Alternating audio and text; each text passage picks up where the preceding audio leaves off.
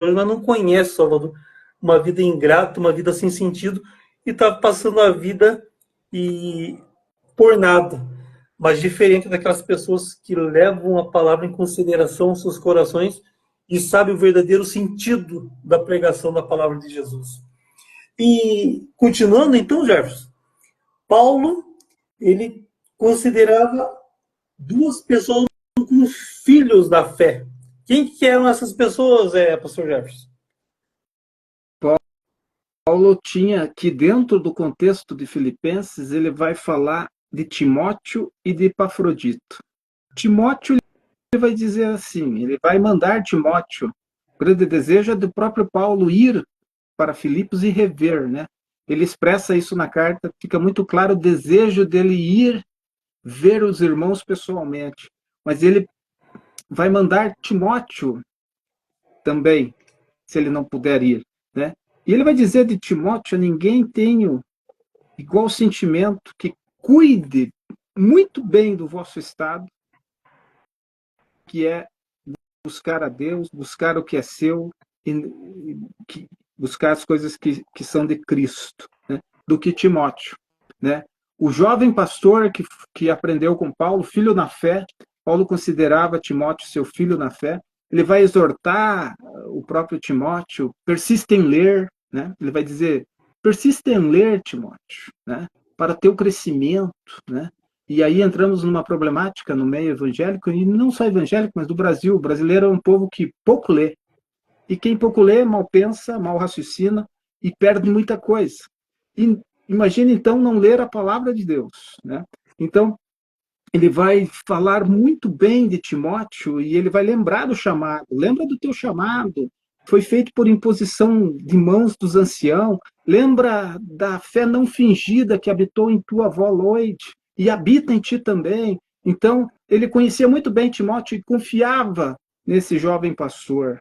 E a ninguém tenho, né, igual sentimento que ele tinha por Timóteo. Você é o homem preparado por Deus, o homem de Deus, homem de lágrimas. Características de Timóteo lá na carta, nas falas de Paulo, é que ele é um homem de Deus. Ele vai dizer: ninguém te despreze, ó Timóteo. Lembra do teu chamado, né? E lembra da fé não fingida que você herdou também da tua avó, né? Então, que te ensinou os caminhos de Deus, né? Então, isso é muito importante na vida do homem de Deus, um homem de lágrimas. Ele vai acrescentar que Timóteo é um homem quebrantado, né? E essa é a grande falta nos púlpitos das igrejas. Homens quebrantados. Se você pertence a uma igreja e teu pastor não chora, algo está errado. Porque é impossível você portar a palavra de Deus e você não ser quebrantado.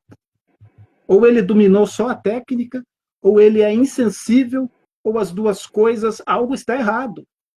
O portador da palavra que não tem lágrimas nos olhos, que não tem amor às almas que perecem, que não tem amor pelo seu próprio rebanho, porque se você chega na presença de Deus, diante do trono da graça, quem somos nós para ficarmos num orgulho, para ficarmos achando que o ambiente é qualquer ambiente, para não sentirmos o Espírito Santo de Deus nos comunicar as coisas excelentes de Deus?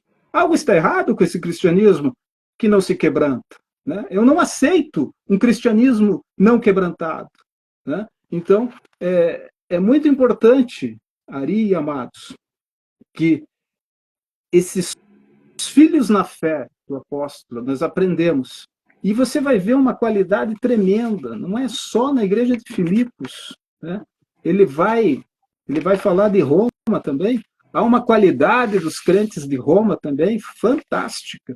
Eu poderia usar alguns conceitos do apóstolo Paulo para os crentes de Roma também. Por exemplo, Romanos 16 é o capítulo do que é um cristão bem conceituado na visão de Paulo.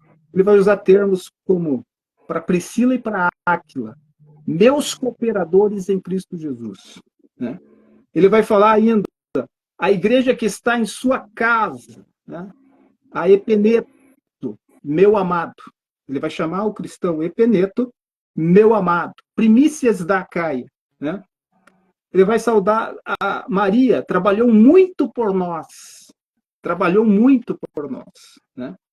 Ele vai dizer ainda de Andrônico e Júnias, meus parentes, parentes de Paulo, meus companheiros na prisão, né? Ele vai falar de um tal de Amplias, meu amado no Senhor. Ele vai falar de Urbano, nosso cooperador em Cristo. Ele vai falar mais ainda de Apeles, aprovado em Cristo. Ele vai falar de Trifena e Trifosa, né? O que ele vai dizer? Os quais trabalham no Senhor. Ele vai saudar a Rufo, eleito no Senhor, né? Ele vai dizer mais, todos os santos, né? Ele vai chamar os irmãos de santos. Saudai uns aos outros, né? Então, a vossa obediência é conhecida, a característica dos filhos de Paulo ainda em Romanos. Então, aqui ele vai citar Timóteo e Epafrodito. Ele vai dizer, recebei-o em honra. Ele foi o portador da carta.